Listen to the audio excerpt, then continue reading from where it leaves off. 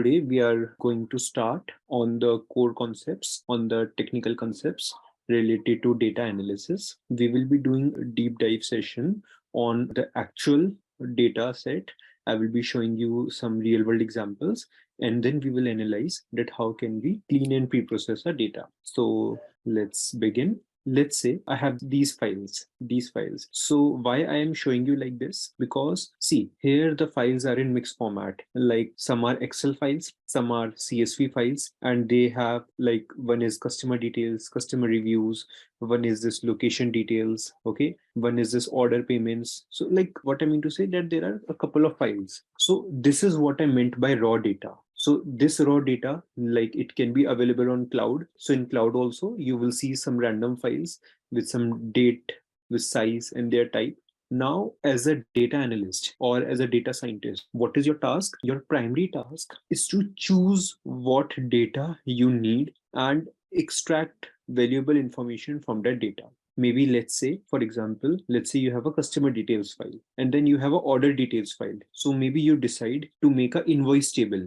By joining these two files, you can make a join on the customer details and the order details, and you can make a new database. So depending upon your use case, you have to check what should be done. So when we are talking about raw data, so don't expect the clean data. Don't expect the clean data and clean file names and so on and so forth. The file names can be ambiguous. The data can be ambiguous. So it's your task to combine all of those files and make a proper data set out of it. Now, let's say we have these files. Now I have picked up one file that is order details. So this is one of the real data set that is downloaded. Now let's analyze this data on high level, and then we will see that what are the different techniques that we can apply on this data set. First, we have this ID. ID is just your basic index. So what I'm teaching you right now by showing this real data set is that how can you analyze and how can you pre-process this data. So you need to have your open mind and the logical mind to do so. So first, let's say you have an index here. So these are just random IDs, ID 1, 2, 3, 4, just the row numbers. Next is we have order ID. So let's analyze the order ID first. In order ID, can you see the country code? We have the country code, right? And it is separated by the year, and then it is separated by some random number. So that is one observation. Now, in order status, what are the unique order status we have? If you want to categorize your data, so you can categorize your data into delivered, shipped, and processing into three categories. If you see this row number 1, it is delivered, row number 9 is shipped, and row number 34 is processing, right? So into broadly three categories, you can divide your data. You all are well versed with SQL, right? So I'm just giving you an example of a SQL query. Let's say you are only interested in the data with order status delivered. So what you will do, like select star from or whatever this table name is, where order status is equal to delivered. And then you can build up your analysis on it. Also, let's say how many of you have heard about bar charts? You can also make bar charts, right? On this data, like you can categorize your data into delivered, shipped, and processing. So that also can be valuable information. So what I'm doing here is I'm basically analyzing each column and then telling you tips and tricks of what you can do. Now, if you see this order ID column, so maybe you can break this column into two parts or into three parts. So one can be your country code, one can be your year, and one can be your this ID. So what information can it provide? That this order was made from country code CA, let's say Canada. This order was made from country code US, that is United States. So it will help us to categorize that, okay, this much orders were coming from this country and this many orders were coming from this country. Now let's analyze this order purchase date. So first of all, my first observation for all the dates mentioned in the next four columns, that is order purchase date, approved date, delivered carrier date, and delivered customer date. My one observation is that we can make it more readable. For example, although it is completely in the date time, but we can still make it more readable. Right now, it is a bit confusing, although it's day, month, and year, but still we can make it more readable. Also, what we can do, let's say if you pick up any date, let is order purchase date, we can separate the date part. So when you separate the date part, then your analysis can be more broad. How? So let's say you separated the date, let's say 18th 2018, 1st December. So that's the first date. So you can filter out all the records which were placed on 2018 December 1st. Similarly, daily data you can generate out of it. Let's say in the December month, how many orders were placed in each day. If you want to answer these questions, see what is business, how can you extract business from the data by answering these valuable questions, right? So that will be very helpful. Now next is order status. So order status, what useful information you can get. But basically you can categorize your data into three parts: delivered, shipped, and processing, and then you can get some useful insights from it. Similarly, for the date and time, I told you that it is a bit confusing also, right? So you can make the date time rows more readable. My question to all of you is, observe this column, order delivered carrier date. So what additional thing you can do in this column? So that the first thing you should do in any data is to fill the empty cells. So it can be the empty cells or it can be the null values. Both cases can be there. So your first primary task as a data analyst in doing the data analysis is to fix the null values or to fix the missing values, because they will surely come in the way of visualizing the data or preparing the machine learning model in the future. So if you observe here, the values are missing. These two values are missing. So you need to impute it and fix these null values. Also, when you're doing the data analysis, I told you about this term exploratory data analysis, right? EDA. So you can also report that in your data, how many values were null and how many values were missing and how did you fix them. So that is also a part of your EDA or data analysis in short. Now, next is our order estimated delivery date. Now, this is your order estimated delivery date. By seeing the data, you cannot quickly derive that why it is the date like 43131. So you will also need to make it more readable. So these are the different kinds of analysis, high level analysis that you can do by simply observing the data. Now let's come to the next point. Let's analyze this customer details table. Here we have this customer details table. Take a look at it and then we will together analyze that what can be done with this data. Okay, let's do one exercise. Just see the data here and one by one, try to use your logical mind and extract valuable information from it. Like what are the different questions that you can answer by looking into this raw data. Pick up column one by one. First, see the data carefully and then we will be starting this exercise. Now, let's analyze the customer ID first. Anything which you can observe in customer ID, like what useful insights you can do. So if you see this customer ID column, if you separate it by the hyphen, you can see that it is basically nothing but the initials of the person's customer name. Okay, so if you see Stewart Carmichael, so SC is there, so SC is there. So what you can do, if you want to clean this data, it's not a good approach to separate the customer IDs, but if you want to clean this data, surely you can do it. Or let's say if you want to make a proper format while inserting the data, you can say that okay, the initials will come first and then the ID will come. Now missing value, so you can't actually fill the missing value. There is only one way to fill the missing value, is gather the data again, to ask these customers that what is their email ID and fill it in again manually. There is nothing actually you can do about it. And let's say if you are from the internet domain, or if you want to do the analysis related something to internet, then basically what you can do, you can basically analyze that how many Gmail users, how many Outlook users, and different types of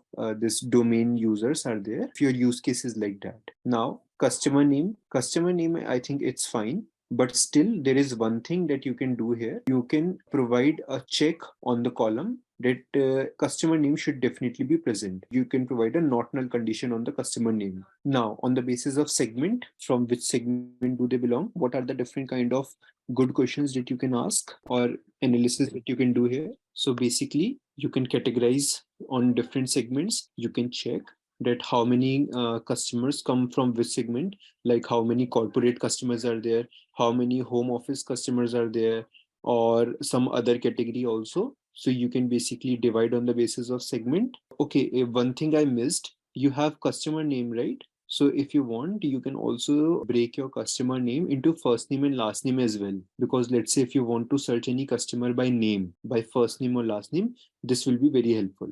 Similarly, for country, city, state, you can do that analysis. like from geographically, how many customers come from which region. If you want to make your queries simpler, what you can do, let's say if you analyze this state column, so you can basically make a state code also. How?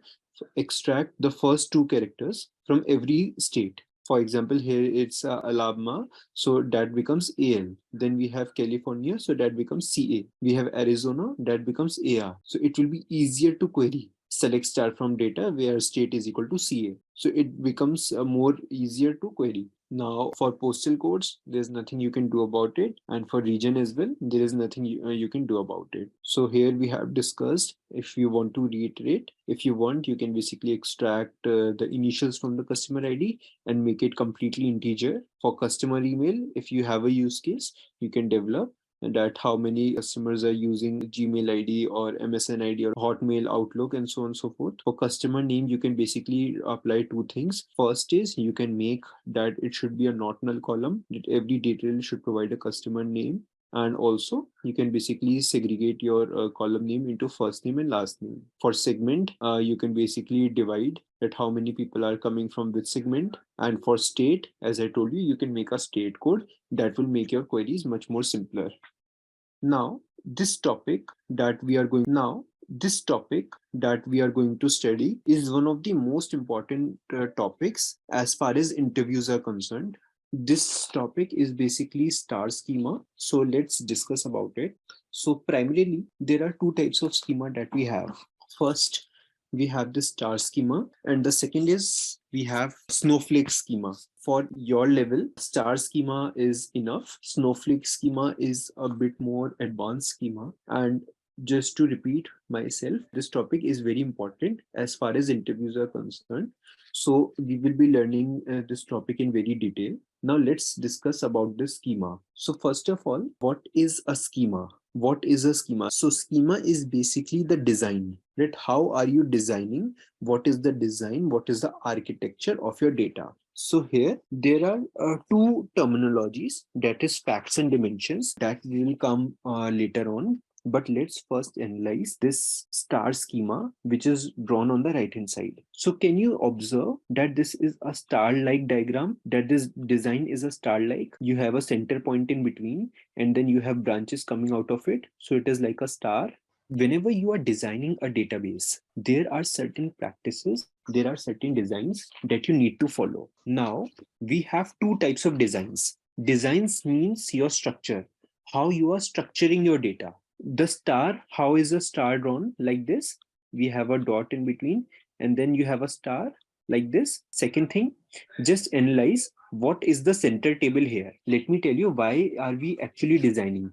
We are designing the schema so that our data becomes more organized and more structured. Now, what is the center table here? Now, if you can analyze here, just see what is written here. You have product ID, order ID, customer ID, employer ID, total, quantity, and discount. But now, if you analyze, this is your product ID column, where here we have basically branched out this product ID into this. So every product ID will have product ID, product name, product category, and the unit price of that product. Similarly, if you talk about this employer ID, let me just highlight it. Here we have your employer ID. So employer ID, every employee will have its ID, name, title, department, and the region.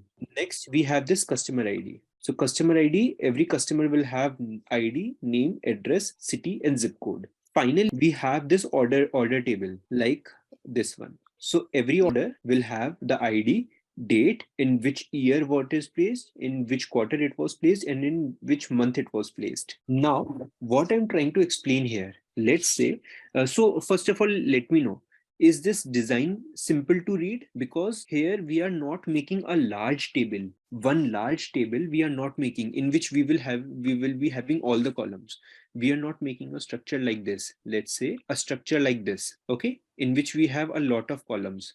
Instead, we are making a small table, and then we are making different small tables that will be having detailed information about the attributes present in the sales table. So that is basically what I'm talking about designing. Like how to design the data. So if you will be having one very large table, So every small table is having at least 4 columns, or let's say 5 columns, right? So it will be around 35 columns in a single table. Instead, what we are making a central table, that is the sales table, and then we are branching out with different tables. And these tables, these 4 tables, give additional information about the attributes present in my sales table. That, let's say you decide that, okay, from your sales table you need additional information of any particular product ID, or let's say for in your sales table you decide to get any customer information. So what you have to do, you simply have to let's say customer ID is 1234.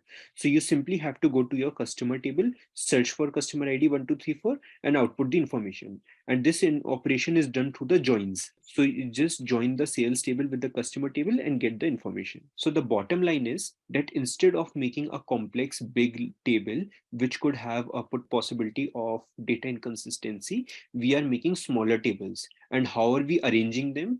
In the star schema, in which we have a central table and then we have the branches coming out of it. Now let's analyze this design further. So let's come to some terminologies. So this central table, the central table is known as a fact table. Okay, as written in the first point, that a fact table is the central table in a star schema of a data warehouse. Data warehouse is nothing but a collection of your databases in which you will be storing all the data. But what's important here is a fact table is the central table. So this sales table is known as a fact table. Now, a fact table stores quantitative information for analysis and is often denormalized. So let's learn about this. Let's understand this. So it stores quantitative information only. Can we say this employee ID, name, title, department, region, are all these quantitative? Are these quantities? No, they are just describing about the employee, right? They are just giving information about the employee. Similarly here, it is just giving information about the customer. It is just giving information about the product. It is just giving me the daytime information about the orders, right? It is not giving me any actual information. It's just giving me the high level qualitative. But here in the sales table, you can see that all are integer values. Product ID, order ID, customer ID, total, quantity, discount, all these are integers, right? So this sales table is basically my fact table, which is storing quantitative information, and that quantitative information can be used for analysis. And this table is often denormalized. Denormalized means which cannot be broken further. So every fact will have certain dimensions. So we have the time dimension, product dimension, employee dimension, and customer dimensions. So the branches which I was referring to, these are actually known as the dimensions. So now I will call the term as dimension only. Now, this is a very important point. A fact table holds the data to be analyzed, and a dimension table stores the data about the ways in which the data in the fact table can be analyzed. So it is storing the data to be analyzed, and these dimensions are storing the way in which it can be analyzed. How? So let's say you have the order ID. Now this dimension will tell you how can you analyze this order ID. So you can analyze orders on the basis of years, on the basis of quarters, or on the basis of months. Similarly, customer dimension, it is telling you how can you analyze this data. Let's say you can search by the customer ID, or you can search by the customer name, or you can check the address, group by city, and so on and so forth. That's why it is written that a fact table holds the data which is to be analyzed, and a dimension table stores the data about the ways in which the data in the fact table can be analyzed. Now, coming to the last point, thus the fact table consists of 2 types of columns. The foreign keys column allow joins with the dimension tables, and the measures column contain the data that is being analyzed. How do you join these 4 tables with the sales table? Using the concept of foreign keys, right? So if you want to join time dimension and sales table, how will you join? On the basis of order ID. How will you join sales and customer table, customer dimension table? On the basis of customer ID. Similarly, employee ID, here it is employer ID, here it is emp ID. So these 2 columns will be used to link sales and employee dimension. So that is why it is written here. Thus the fact table, that is my sales table, is consisting of 2 types of columns. The foreign key column, which allows the joins with the dimension table, and the measure columns that contain the data that is being analyzed. The measures column contain the data that is being analyzed.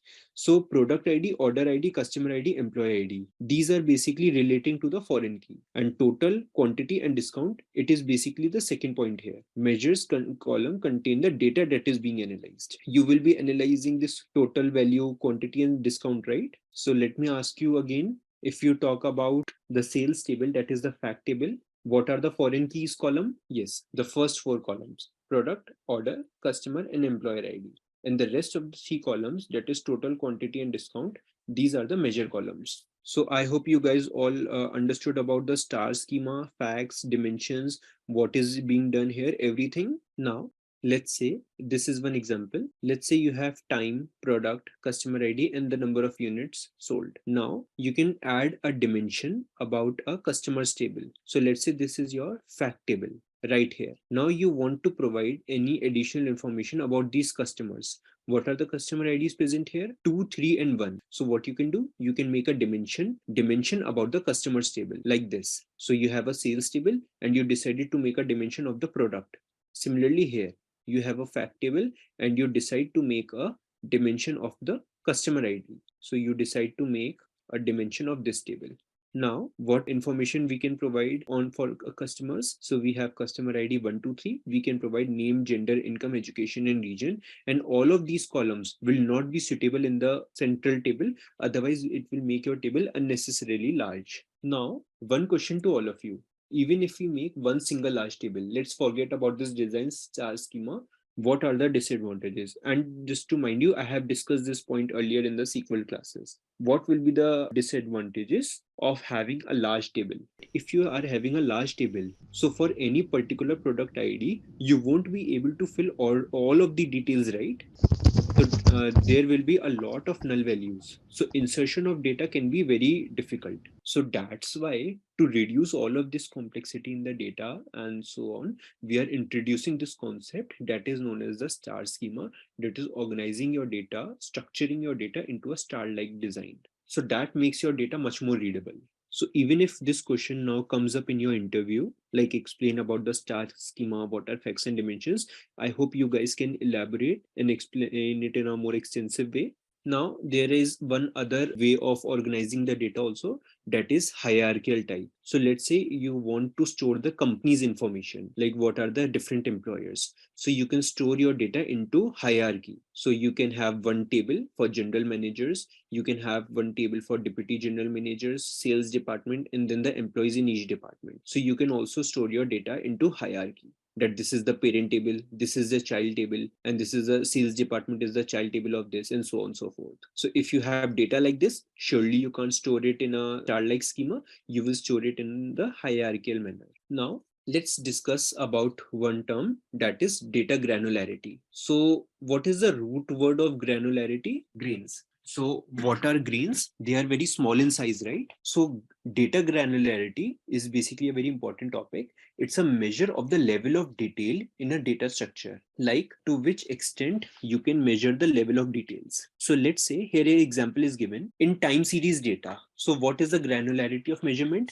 It can be based on the intervals of years, months, weeks, days, or hours, or even minutes and seconds. So that's the highest level of detail in which you can explain your data. So let's say if you have a data set, let's say weather forecast. So in that weather forecast, you don't need every second detail, right? Every hour detail or every 15 minutes of details, every 30 minutes will be fine. But you don't want seconds detail, right? But if you are monitoring the ECG of a patient, you are, let's say, the heart rate of a patient, then you have to get the detail of every second. So there the granularity will increase to seconds. So this is what I meant by data granularity. So data granularity is the measure of the level of detail in a data structure. Now for ordering transactions, let's say the order transactions which you make, the financial data. So granularity might be at the purchase order level or line item level or detailed configuration level for customized parts. So let's say you are selling a car.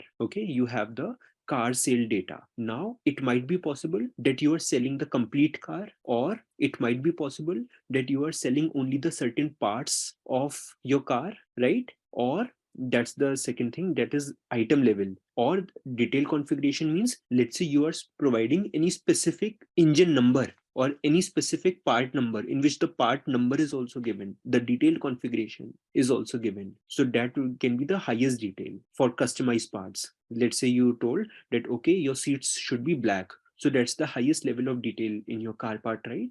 So granularity doesn't mean that only you are referring to the time data, but also on the order level. Also, this name field could also represent the granularity. Let's say you are fine with the full name, then that is okay. But you can also give more details about your full name by separating your full name into first name, middle name, and last name.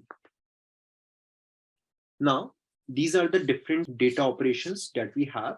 So we have the select operation, filter, sort, group by, aggregation, merge, pivot and unpivot, and the window functions. If I'm not wrong, I think search, filter, sort, group by, aggregation, and merge. You must be aware of all of these. Now let's discuss. So first go through this select operation. Now let's say if you have this data. So let's say you have roll number, name, department, fees, and the team in which that student belongs. Now in the select operation, you basically choose the subset of tuples. Tuples are nothing but the rows from the relation. What is relation, guys? Relation is your table. Remember, tuples are your rows and relations is your table. Chooses the subset of tuples from the relations that satisfies the given condition mentioned in the syntax of selection. Just read the condition that is present here. The condition is that select all the students of department EC whose fees is greater than or equal to 10,000 and belongs to the team other than A. So that's a complex query. So the select operation will be, so this will be basically your use case. Let's say the users ask you for this information, or let's say your manager asks you to extract this information, or this gives you some context. This is the insight you are generating from the raw data. So your query is to select all the students of department EC whose fees is this and belongs to the team other than A. So your output will be this. So what you are doing, you are basically applying your select operation and extracting rows based on your use case.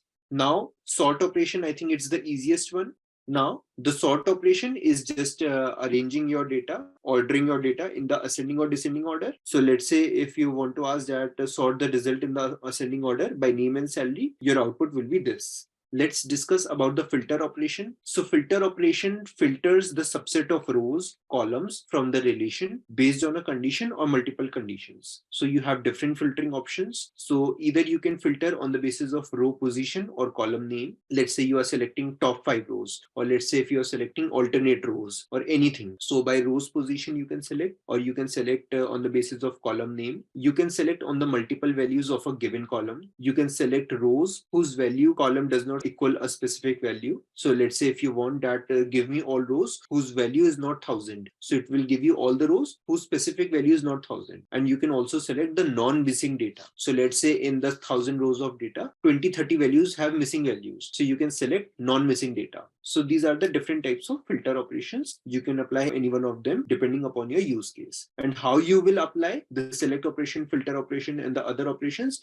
that I will be showing you when we will be learning the actual tool. Now, let's see the filter operation. Now, just see a very easy example. If you have the raw data like this, name, category, value, and value to. So you can basically filter out these 3 different types of records. So the first filter criteria is you have to output the rows in which the value column is greater than 0.5 and value to column is equal to 1. So you will get the output as this. Second is rows in which the value in the name column is in the list of names. So your output will be this. Similarly, in the third example, rows in which the value in name column where the name starts with J, using the like operator, right? How many of you remember in SQL the like operator? So your output will be this. So using different conditions, you can apply from the same raw data, you can generate different insights. Next, the merge operation. Merge operation also, we have 3 different types of merge operations. So let's understand the difference between them. So in the first example, what is there? You are basically just appending the 2 data frames. Can you observe this? The columns are same, ID, variable 1, variable 2, variable 3, and now you are just appending the rows. Here you are just appending the rows. Got it? So that's your append operation. Or let's not name this operation anything, but just remember this, that here the column headers are same, but you are appending the rows. So what should be the ideal condition here? The condition should be that your column numbers should exactly match. If in the blue table it's 4 columns, that in the yellow table it should also be in the 4 columns. Now here what we are doing here, irrespective of how many columns you have in the left table or in the right table, you are just joining the 2 data frames. That is your merge operation. Clear? In merge operation, we don't care that how many columns we have in the left and right table. So that is the thing. And on which column are we joining in the second example? On which column are we doing the merge operation? Can you observe? The ID column. Now, in the third example, what we are doing, we have ID, zip code, and zip code income. And now we are basically generating a new table which has ID, zip code, and income. So you are doing the cross join, and wherever the zip code is matching, you are giving the output. So this is basically your inner join operation on the zip code column. Clear the difference between all those three types of merge operations? So in short, you are basically combining your tables as per your use case. This merge operation is nothing but your ID, name, and weight. And if you do the left join operation, so you are basically getting all the records from the left table and only the matching records from the right table. So ID and name and height, that is the complete table which is copied here. And those who have our IDs are matching. So which IDs are matching in dataset A and dataset B? 5 and 7. So 5 and 7 are matching. So that means the weight of only 5 and 7 IDs will be present. That is 4 and 5. Rest all will be null. So that is your left join operation. Next is your pivot and unpivot. So this is something which will be new to you. So pivot table is used to summarize, sort, reorganize, group, count, total, or average the data stored in a table. So do you guys remember the aggregate functions? What were they? Aggregate functions were also known as the summarize functions, where we used to get the average, min, max, count. So that is exactly the same thing. So when you are pivoting a table, that means you are summarizing the table. So that is a very important part of the data analysis, as we discussed earlier. So out of all the numerical values, you are basically summarizing your records. Similarly, sorting, reorganizing, group by operations, count, total, averaging the data, all this comes under the pivot operation. This pivot and unpivot also plays a very important role in the interviews. So please pay attention here. So it allows us to transform the columns into rows and rows into columns. That I will show you with an example. Okay. And a lot of hands-on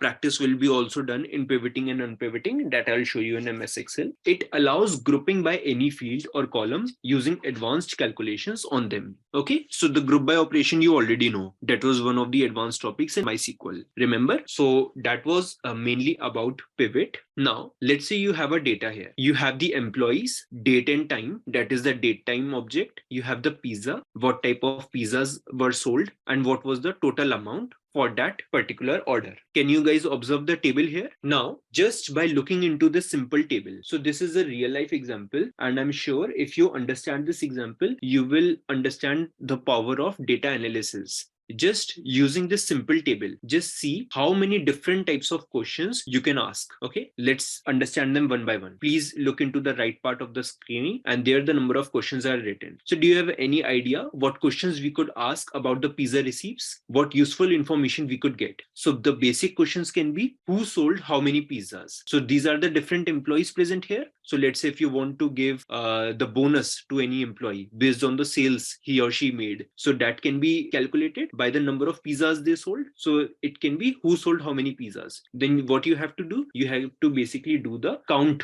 operation on the group by, correct? First, you will group by on the basis of employee name, and then you will do the count star. Then which type of pizza was sold how many times? That also can be done using the same group by and count operation. Who generated what revenue? That is the total value of the pizza sold. So when you have the total values of pizza, then only you can evaluate your business that, okay, this pizza sales is high, then let's sell this much more than the other. Let's increase the productionizing quantity of this. Understanding my point? Now you can also get what pizza generated what revenue. Same group by operation on the pizza and output the total column also. So answers to these basic questions can help us to decide what pizza flavors to drop and what we could try to promote more. So let's say if there is any pizza which is generating less revenue, so your business will decide that, okay, we should reduce the productionizing. And if there is any particular type of pizzas that are being sold more, then you will promote that pizza. And that's how the business works in the real life also. So that is why data analysis or the data part is useful for every company. If there are two shops, one who is not using the power of data and the other which is using the power of data, you can just see logically that which shop will perform more. because in one shop, all types of pizzas will be made and they won't be able to decide which to make and which to not. But in the second shop, only those pizzas which are generating more revenue will be promoted and productionized. Okay, so that's why it is written here that it can help us to decide what pizza flavors to drop and what flavors we could try to promote more. Or it can help us to set employee bonuses, as answered by the first question. There are even more advanced questions to answer. Let's understand these. What type of pizzas are sold most in the given month or season? What type of pizzas are better sold in the morning and in the afternoon? So if you see the date time, you can extract the date, you can extract the month, you can extract the year, you can extract the quarter using some SQL operations. Do you remember this? We use date, year, month, day, weekday, different types of operations on the date time. So let's say if your data was unreadable, so what you will do, you will make it more readable. You will fix the data type to date time. You can apply different date operations there, and then you can quickly answer that what type of pizzas are sold in the most given month. All you have to do is filter out on the basis of your month or season. If you want for season, that also you can do. Let's say there are 4 types of seasons, so you can evaluate that also. First 4 months you can categorize into one category, then the next 4 months, then the next 4 months. And similarly, what type of pizzas are better sold in the morning and in the afternoon using the time operation. For morning hours, you can check that the pizzas should be AM, sold in the AM, and for afternoon it should be sold in the PM. So you can filter out that also. So if in morning some particular types of pizzas are sold, so you can productionize that, else the afternoon one. So using these simple data operations, you can answer a lot of questions and add more value to your business. Now these are the different solutions which I just discussed. So let's say who sold how many pizzas, you just have to do the summarization based on the employee and the pizzas count. Which type of pizza was sold how many times, that also you can do using the same group by and count operation. Which pizza generated what revenue, so you have to do the group by and the sum operation. Clear? And all of these operations you are well versed with. You also know how to apply, and you also know on which operation you have to use. It's just that when I will be providing you the raw data, you have to apply these operations on that as well. Now, similarly, what type of pizzas are sold most in the given month? So you can basically extract the name of the month from the date time column, and you can categorize as May, June, and July. Similarly, what type of pizzas are sold in the morning and in the afternoon? So you can categorize 1 p.m., 2 p.m., 3 p.m. That also you can do. And let's say if you want to check the performance of your employees, then you can basically do, first you will categorize on the basis of employee, then you will categorize on the basis of pizza, and then you will do the count operation depending upon the month, May, June, and July. So just by looking into this simple table, this one, which has 4 columns and few rows, you can answer these n number of questions. Getting my point, guys? So this was all about the pivot operation. So pivot operation in short, and just to repeat my point, that it is one of the most important topics as far as your interviews are concerned. You need to do a thorough revision on it also. So pivot operation was basically your summarizing of your data. Now, if you see here, let's simultaneously discuss about the unpivot also. So unpivot operator does the opposite, that it is used to transform the column-based data into rows. So this was your pivoting. Let's say you have countries, years, and profits. So what you were doing, you are categorizing on the basis of country, USA, France, and Germany, and on the basis of year, and you are calculating the total profit made. Here you are basically converting your columns into rows. Columns were this your 2020, 2021. So these were your rows, right? Now you are making it into columns. Okay, so that's your pivot operation being made here. And similarly, if you want to unpivot, you can do it like this. Okay, so the same pivoted table, you can also unpivot. So in MS Excel, you have both the options that I will show you, pivot and unpivot both. So pivot part was the more tough one to understand. Unpivot is simply just transforming it back to the original table, that is using the unpivot operation.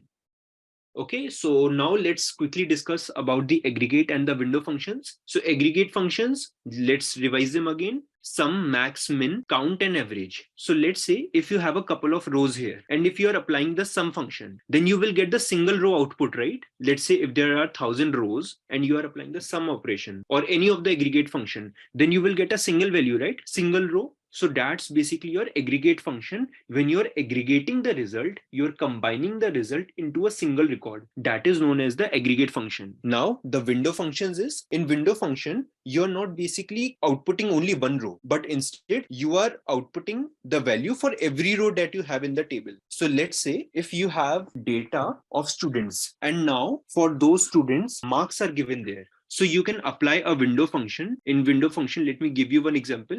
You have rank function. So on the basis of marks, you can rank all of the students. So for every row, you will be having one particular output. So that is the example of your window functions, where you have value for every row. If you have this employee table, you have the three records, let's say employee ID, name, salary, department. Now, if you ask the question, if you want to get some business insight, what is the maximum salary in the employee table? So that will be done through the aggregate function, that is the sum function. And if you ask what is the maximum salary in each department, that will be a window function. Why? Because in the window function, you are basically categorizing and then you are outputting one value per row or the set of rows.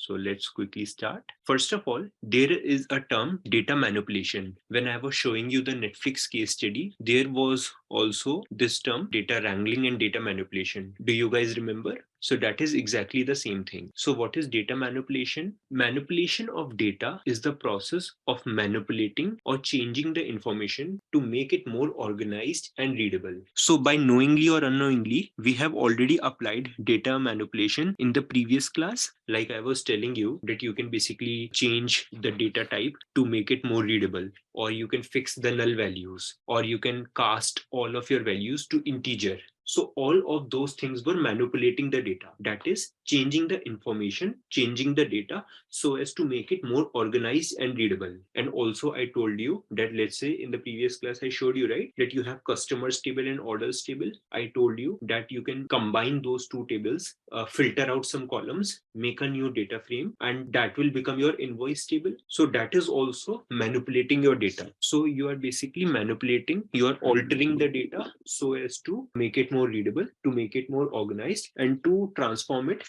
according to your use case. Now, data manipulation can help us make sure that the data which is regularly being added in our database is structured, easily understandable, and stored consistently. So these two terms, I think you must be clear. Database is structured and easily understandable. Now let's discuss what is the meaning of stored consistently. So when you are making your data more structured, more organized, then inserting the records can be more easy, can be more organized, right?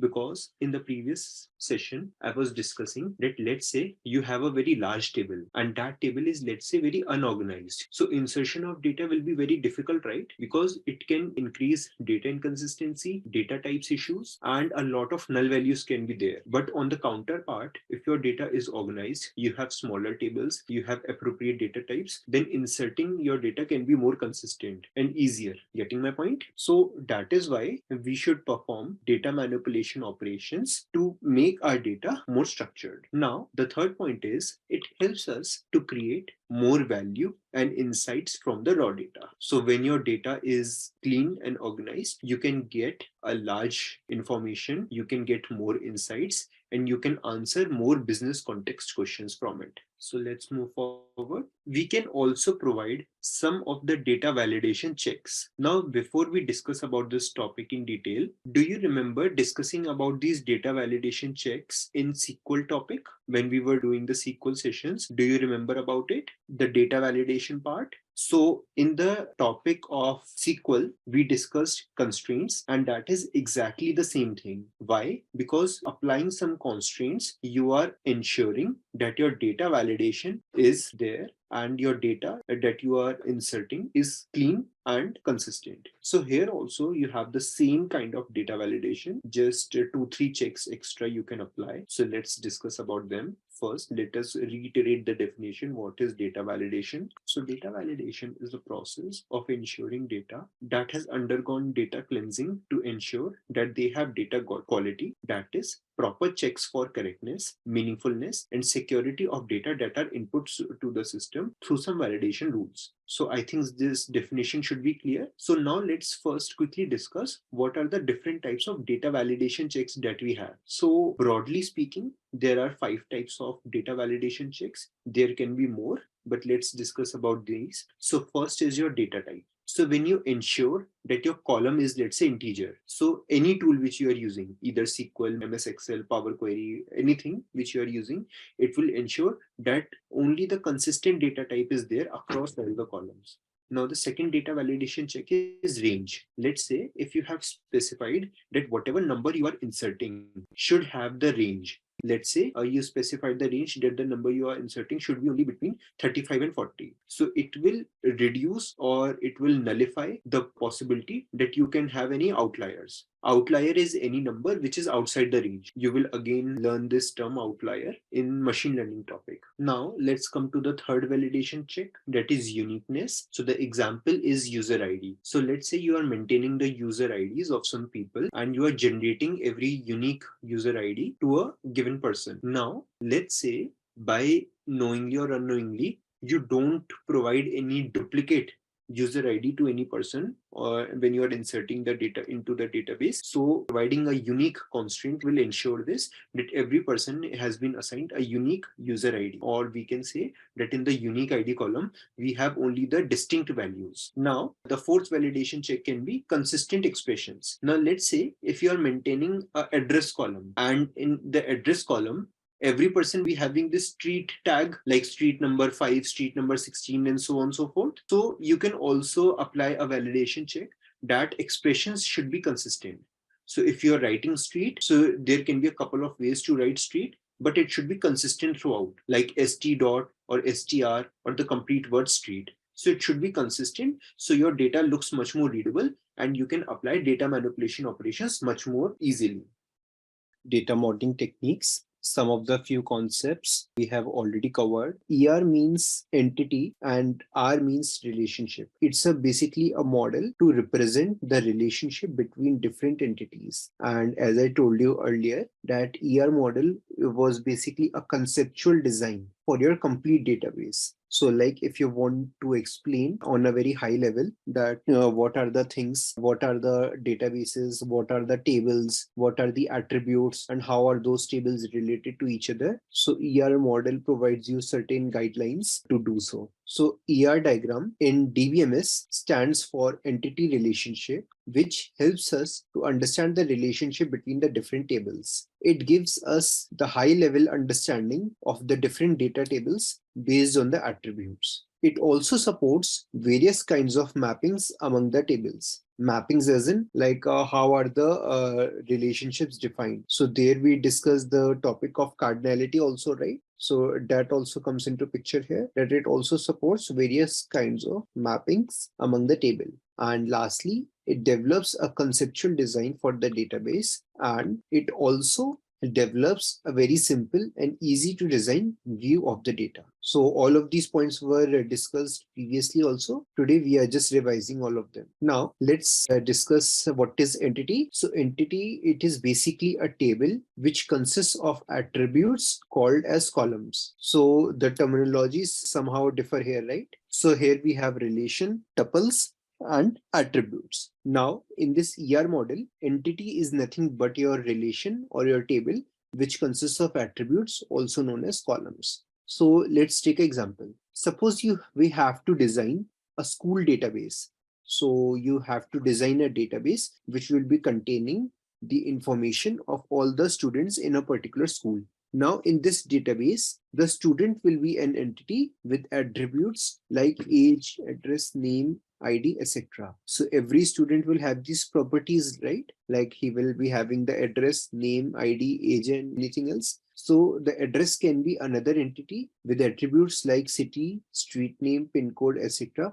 And there will be a relationship between them. So as discussed previously, you don't need to create a very large table or which will have all the columns, but instead you can denormalize your table. And what you can do, you can make a master table of your school database, which will have just address, name, ID, and age. And then you will make a secondary table which will have only the information about the addresses like the city, street name, pin code, etc. And then you will create a relationship between them. For example, if we are designing the school database, why is it a good practice to create two different tables, one with the student table and other with the address table, rather than creating a big table? So first point should be that if you have smaller tables, so insertion won't be a problem, because there might be a case that for a particular record, all the entries are not available. So it can lead to a lot of null values. Also, while inserting the data in a very large table, there is a poor utilization of disk space and other memory resources.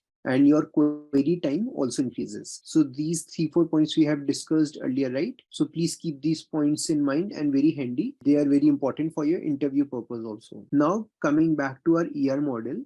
So let's say we have developed a student entity, and that student entity has 4 different properties, also known as attributes. These are name, ID, age, and address. Let's study some of the components of ER diagram. So we have 3 types of components. The first type is the entity, the second is the attribute, and the third one is the relation. So entities also we have different types that we will study. Let's pick it up later on. For attributes, we have discussed few of them already, like we have primary attribute, candidate keys, key attributes, composite attributes, multi-valued attributes, derived attributes. We have studied them, right? And relation also. So these are the different components of any particular ER model. Now let's discuss entity in detail. So an entity may be an object, class, person, or place. So entity is nothing but your table, and in the ER diagram an entity can be represented as rectangle. And consider you can here you take an example that you can consider an organization as an example, like manager, product, employee, department, etc. They can be taken as an entity. So now here you have 2 entities, like you have the employee entity and you have the department entity, and now you have developed a relationship between them. What is the relationship? Works for. So employee works for department. Now in entities also, we haven't discussed this thing in SQL. Let's discuss it here. There are few types of it. So let's discuss the first type, and that is the weak entity. So an entity that depends on the other entity is called a weak entity, and the weak entity doesn't contain any key attribute of its own. The weak entity is represented by a double rectangle. So let's discuss them one by one. Let's discuss the points mentioned here one by one. So here, how many entities are shown on the screen? 2. Okay. The first entity is your loan entity, and the second is your installment entity. So can we say that in our database we have 2 different tables? One is the loan table, like how many people took the loan for which item, and the second one is your installment table, like how many installments have they paid, how many are pending, and so on and so forth. Understanding the design, is the loan table depending on the installment table, or the installment table depending on the loan table? What is the case? So whenever if any person has taken any loan, then only the installments will exist, otherwise not. Okay, so we are saying that installment table is dependent on my loan table. So first entry we will make in a loan table, and then the subsequent entry will be made in the installment table. So that means my loan table, and in my installment table, the installment table becomes the weak entity because it is dependent. So those entities which are dependent on any other entity are known as the weak entities. Now we have concluded that my installment table is dependent on my loan table. That makes my installment table a weak entity, and as you can see here, the weak entities are represented by a double rectangle. All the rest of the entities are represented by a single rectangle, but the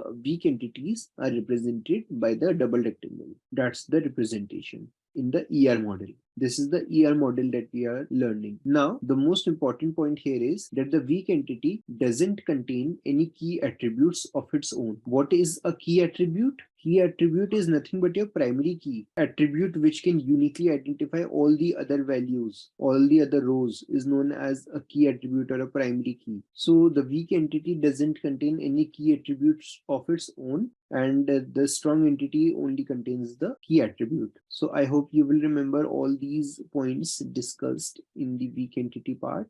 Now let's discuss about the attributes once again. So the attribute is used to describe the property of an entity. An ellipse or oval is used to represent an attribute. So here in the student table, we have 4 types of attributes present. First is your ID column, then your name, age, and then phone number. So all these are the attributes of a student table, or we can say that they basically describe the properties of any particular student. Now, if in the student table, what will be your primary key? ID. So to represent the ID as the primary key, what will you do? If we are talking about the ER model, what will be how can we represent the primary key? So we just underline the attribute within the circle or within the ellipse. So that will make our attribute as the primary key. Remember these points? So if you have the date of birth column, then you can make a new field which is known as the age. And which operation can we do to derive age from date of birth? If we talk about in the SQL context, so the first part is extract the year from the current date and extract the year from the date of birth and just subtract it. So in SQL, we have the day, month, year, right? So just write year and the date of birth column. It will extract the year and just subtract it. Or what can be the other method? That you can use date difference and then extract the year. So the best method is extract the year from current date and date of birth and just subtract them. And if I ask how to get the current date, so any tool which you are using, whether SQL, MS Excel, anything, they have the option in the formula bar to get the current date. So like in MySQL, you have cur date, or a date time you have now. In MS Excel also, you have the today's date or current date time. So we were discussing about derived attribute. So derived attribute is represented by dotted line, and how to get the derived attribute, that I just told you. Now I think it should be clear. All of these concepts should be on the tip. Now is it clear, everyone? So let's move forward. Let's discuss about the type of attributes in detail. So the key attribute, then we have the composite attribute, then we have the multi-valued attributes, okay? And then we have the derived attributes. So let's discuss about them in one by one again. So the key attribute is used to represent the main characteristics of an entity. It represents a primary key, and the key attribute is represented by an ellipse with the text underlined. So here, if you have the ID as the primary key, so you will just simply underline it to distinguish it from the rest of the attributes. So the underlined attribute represents the primary key of the table. Now coming to the composite attribute. So attribute that is composed of many other attributes is known as the composite attribute. So here, the name attribute. Now the name attribute is composed of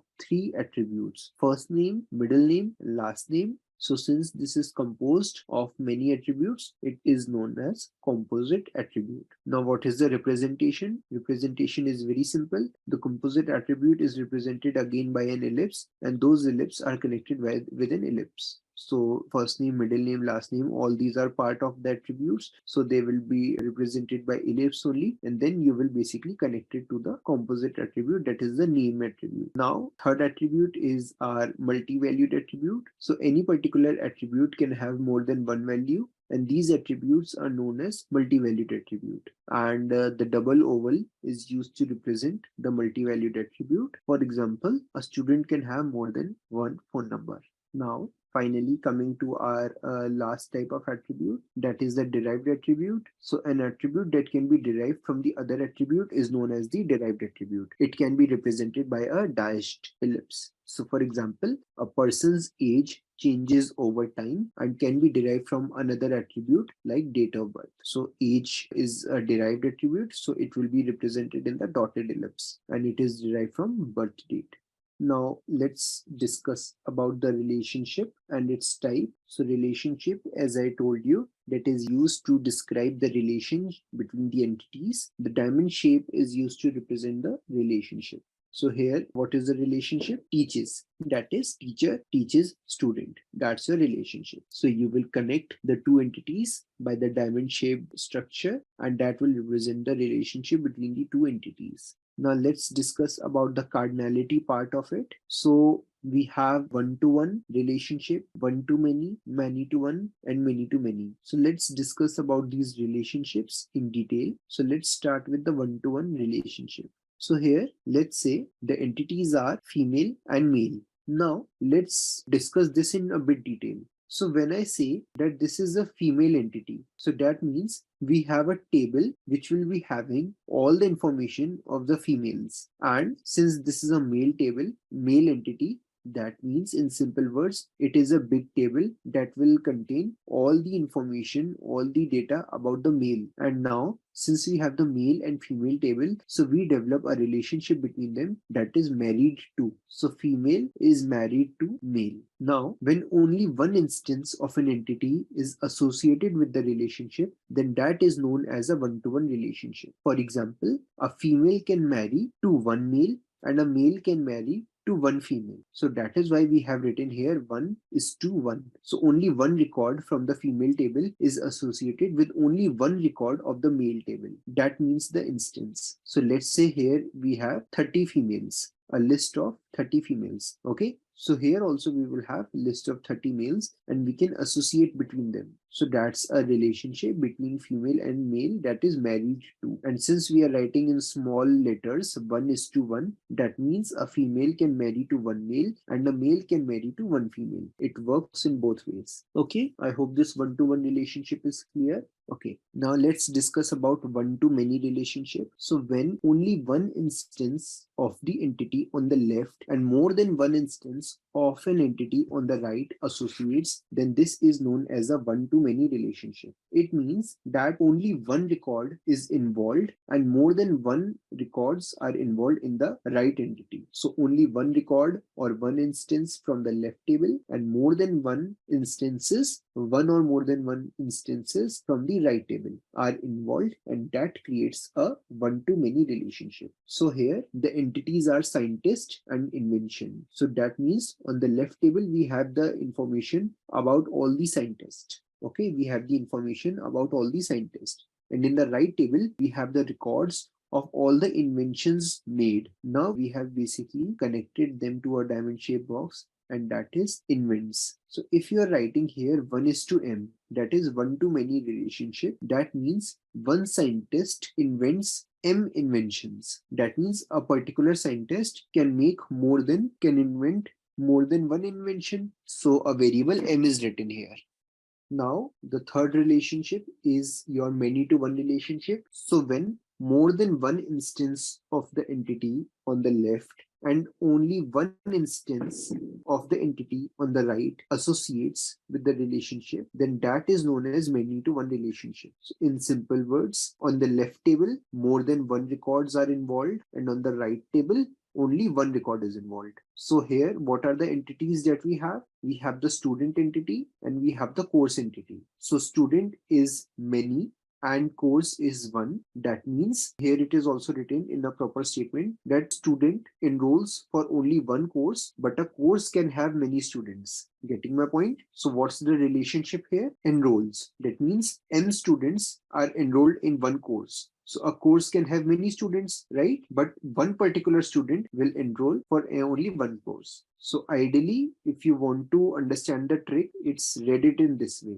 Just associate this with this and associate this with this. That makes it much more readable. So student enrolls for one course and course can have m students. That's just my way of understanding, but you can understand it anyway. Now, finally, we have the many-to-many relationship. So when more than one instance of the entity on the left and more than one instance of the entity on right is associated, then that relationship is known as many-to-many relationship. So here again we have two entities, employee and the project, and the relationship is assigned. So on the left table you will have the information, we have all the data of all the employees, and on the right side we have all the data related to the different projects being made. So here the cardinality is given m:n. That means employee can be assigned many projects and a project can have many employees. That means one particular employee can work on m projects. Okay, one employee can work on many projects and a project can have many employees. Clear? So that works in both ways. A particular employee can have many projects and a particular project can have many employees. I hope all these types of relationships and the topic of cardinality is clear to all of you. Let's discuss the topic of keys. So keys plays an important role in the relational database. It is used to uniquely identify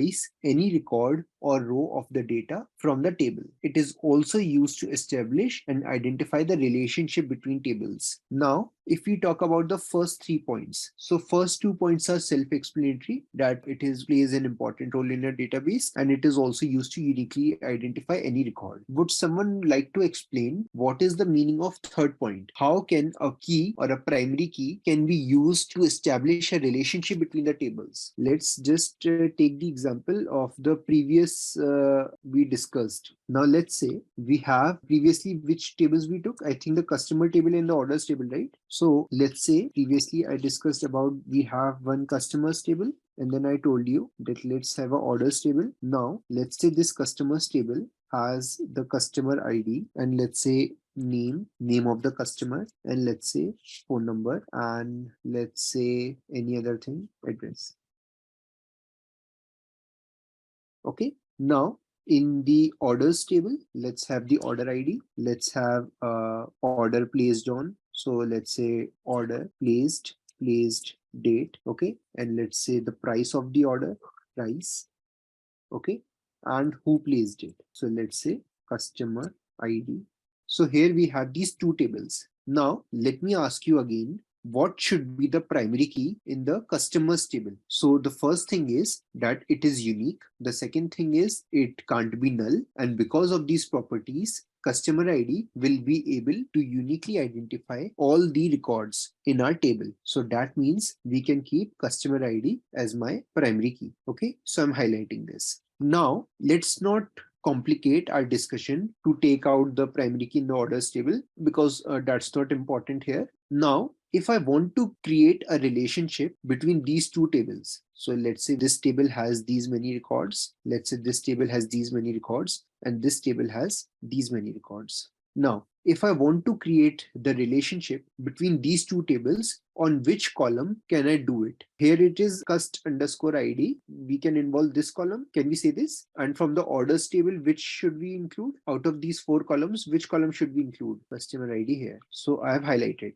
So that means the name of the column is not important. Okay, what is important? That what they are representing. So that means that this column is related to this column. So that's the first concept. So this first point is clear to all of you. Customer ID is the primary key here. These records are related to these records placed in the orders table. If you want any particular example, so let's say the customer ID is, let's say E123. That's the customer ID. The name is, let's say anything. Phone number is, let's say anything. Address is, let's say anything. Now the order ID is, let's say 76654. Order placed is, let's say 20200102. The price is, let's say 9,000.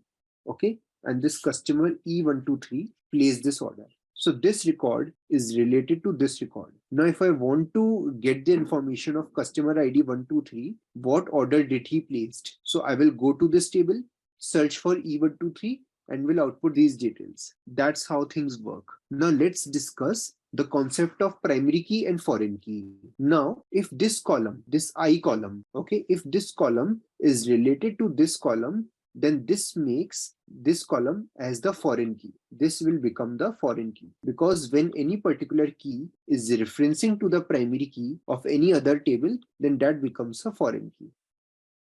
Let's move forward. In the following tables, let's say in the student table, what will be our key? It will be the ID column. And in the person table, so here it is written that ID is used as a key in the students table because it is unique for every student. But in the persons table, passport number, license number, SSN are the keys since they are unique for each person. So there can be a possibility that name cannot be unique, but passport number, license number, or SSN are unique. So either you can take the combination of all of them or take one primary key, any one of the primary key. Now this thing comes into picture that there is also one thing as candidate key, and candidate key also serves the same purpose. Then what's the difference between primary key and candidate key? If both these types of keys are used to uniquely identify every record, then what's the difference between them? So any particular table will have only and only one primary key, but it can have multiple candidate keys. So here in this case, let's say if you declare passport number as your primary key, so that will be only one, but candidate keys can be passport number, license number, or SSN number, or the combination of these. This is also one of the very important interview question, the difference between the primary key and candidate key, or what is the difference between the primary key and foreign key, how do you identify them? Let's move forward. Now the types of keys. The first one was primary key, which we have been discussing up till now. So let's do a quick revision again. So the primary key, it is the first key used to identify one and only one instance, that is record of an entity uniquely. An entity can contain multiple keys as we saw in the persons table, but the key which is most suitable from those lists becomes a primary key. In the employee table, as given on the right hand side, you can see the blue table. This is your employee table. So ID can be the primary key. Employee ID can be the primary key since it is unique for each employee. We can even select license number and passport number as primary keys since they are also unique, but only one of them. For each entity, the primary key selection is based on the requirements and the developers. So how to choose the primary key?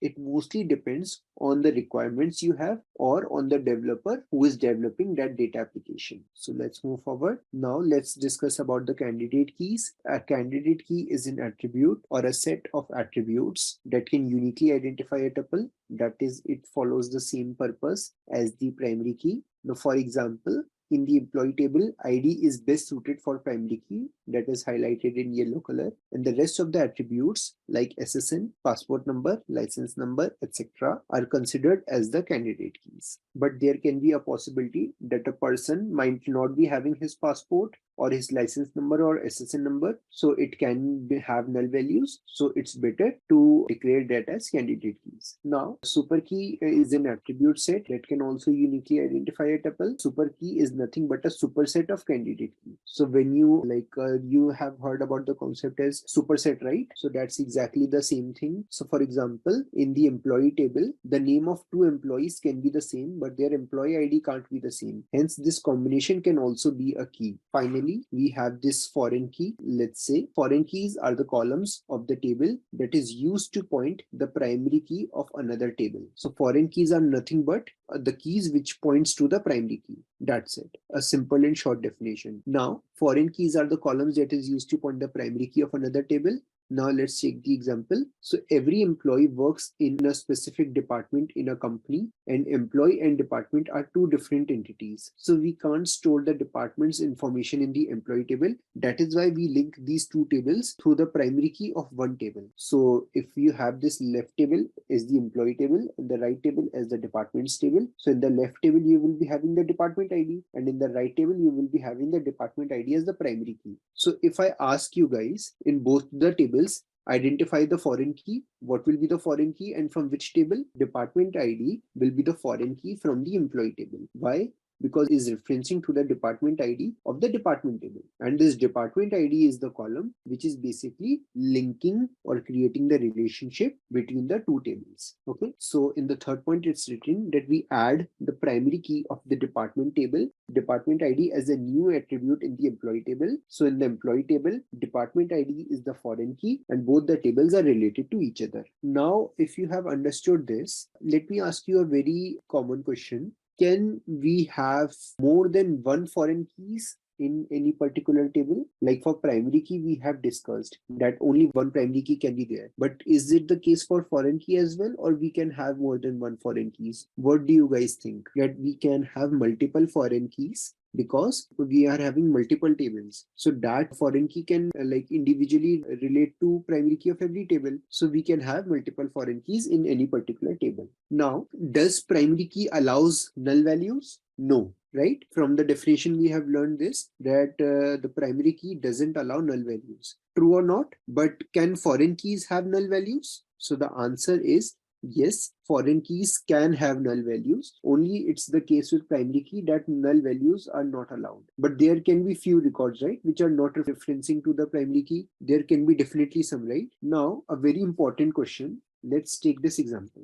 Now, if you have declared this record and you have declared this record and you have declared the customer ID as foreign key and the customer ID is primary key. Now think carefully and answer that can we delete this record? Can we delete this record which I've highlighted, let's say in red color? Can we delete this particular record using any delete operation? Is it possible? So you can't just simply go and delete this. Okay, you can't delete it. Why? Because this E1223 is being represented by some key of this, but here is no reference, right? So that's why it can't be deleted. But surely you can simply go and delete this record. You can simply go and delete this record. That is fine, but you can't delete this record. So when I was teaching you about the constraint of foreign keys, there I told you that there is something, the referential integrity, that by mistaken, but intentionally or unintentionally, you can't delete the record because that's the constraint we are having. So that's the importance of foreign key. So I hope these differences between the primary key and foreign keys are clear. Also, which is the parent table and which is the child table, this also I told you. So now what we have discussed primary key, we have discussed candidate key, super key, and foreign keys. Now let's quickly discuss about the composite key also. So whenever a primary key consists of more than one attribute, it is known as composite key. That means any addition to the primary key is known as the composite key. This key is also known as the concatenated key. So for example, in the employees table, we assume that the employee may be assigned multiple roles and an employee may work on multiple projects simultaneously. So the primary key will be composed of all the three attributes, namely employee ID, employee role, and project ID in combination. So these attributes act as a composite key since the primary key comprises of more than one attribute. Let me explain this. So let's say the employee ID is 1. Now the same employee is working on two different roles. Let's say role A and role B. And the same employee, that is employee number 1, is working on project ID 11 and employee ID 1 is working on project number 12. Here in this case, we will have multiple records with the same primary key. Getting my point? Here we are having duplicates, right? So that's why I told you here, in employee relation, we assume that an employee may be assigned multiple roles. That means one can be assigned A and one can be assigned B, and an employee may work on multiple projects simultaneously. So the primary key will be composed of all the three attributes, ID, role, and project ID in the combination. So these attributes will act as a composite key since the primary key comprises of more than one attribute. Hence, composite key is also very important as far as the use case is concerned. Now, I hope you must have understood this example well. So like if you can sum up, what are the different points we have discussed? What are the different approaches? We have discussed, like if we are talking for any particular table, you can specify constraints, you can specify primary key, foreign key, unique, not null. These constraints you can provide. If you have multiple tables, you can develop a relationship between them with the concept of primary key and foreign key. So this is how the complete database design is made. Also, you have to keep in mind that you don't create a very large table so as to avoid data inconsistency. You have to keep small and organized tables. So all these topics, all these things which we are discussing comes under the part of database design. Because you see why this is very important, because the same data which you are getting from source is cleaned and processed and given to machine learning models. The same data is given to front-end developers so that they can display it on their websites. The same data is given to the backend engineers for their different microservices and to other departments in the company as well. So that is why data lies on the top of the company, top of the hierarchy. Okay, so if your data is not good, if your data is not organized, how can you expect the product to perform well? Getting my point? So that is why we are emphasizing more and more on the database design. That is why all the related topics such as how to clean the data, how to process the data, how to store the data effectively is all very important and plays a vital role in the performance of the subsequent products.